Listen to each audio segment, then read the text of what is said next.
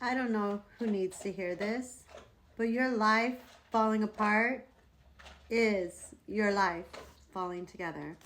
This is part 56. If this is the first time you're seeing me, head back to the intro, figure out why we're here, figure out if you want to be here. If so, start at part 1, do the work, and meet us back here when you caught up. For everyone else, I'm glad to see you back and that you're still working on yourself. I'm super proud of you.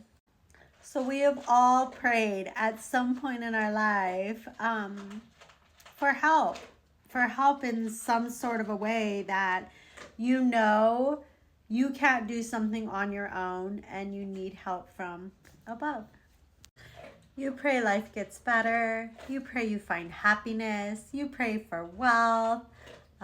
There's many things that we ask for that make us feel like our life would be better if we received certain aspects. Like if certain aspects of our life got better, we would be better. We would be happy. So when you ask for help, you're not always going to get help the way you mentally decided that help was going to look like.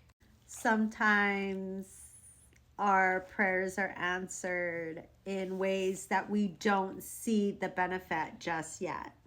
But if you think about it, there's actually like real beauty in that because you have to have faith. So because you didn't get an immediate answer or something didn't change within an instant in front of you, then God must not hear you. God must not answer your prayers. Kind of acting like spoiled brats, we're not getting our way, so therefore, like, oh.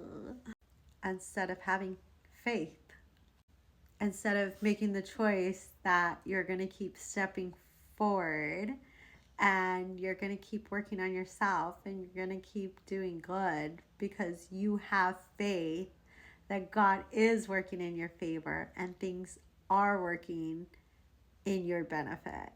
Like, honestly, let's think about this like in an aspect we can kind of understand. Like, as a parent, if my child is throwing a fit, I'm not going to give them what they want. No, they're throwing a fit. But if they're behave, I would be willing to give my children anything that they want, basically.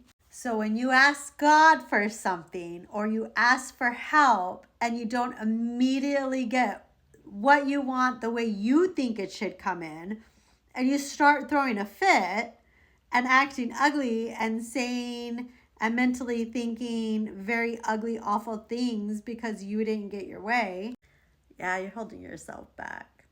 You're your own worst enemy, really. Let's say we're going to build a house. Would we literally like build a house on top of like not a good foundation? If you're negative, if you're ugly, if you're living in the past, if you're being ugly to others, what kind of life do you think you're ordering up for yourself? If you're being kind, if you're helping others, if you're growing spiritually, what kind of life do you feel like you're setting up for yourself now? If you have a broken home, if you're unhappy, if you're hurt, if you're traumatized, you have to rebuild. To rebuild, you have to tear down the old walls. You have to let go. To tear down the old walls, to restart and build stronger walls, you have to let go of the old walls. You had to add new nails, which means you had to let go of the old nails. Change is not comfortable and change hurts because that means you have to leave people behind.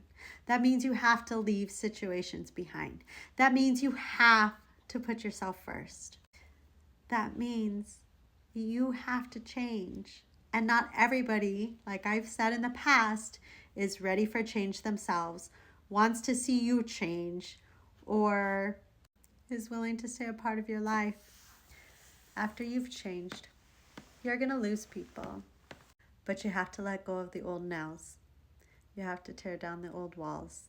You have to leave the past in the past. You have to choose yourself. And you have to have faith that when your life is falling apart, that it's actually God and the universe moving things around in the background that you cannot see so that your life can be better. God will remove the people that do not belong in your life, the people who talk behind your back, the people who are stabbing you in your back, the people that are pretending to love you, the people that are okay with hurting you, the people that do not want to see you grow, the people that do not want to see you succeed, the people that have nothing better to do in their lives but gossip about you because they don't got nothing going on for themselves.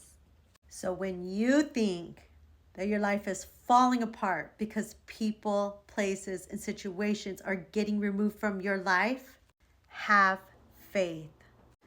God is working in your favor, but only for those that are a part of His light.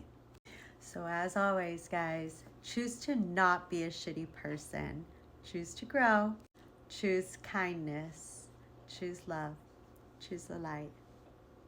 Love ya.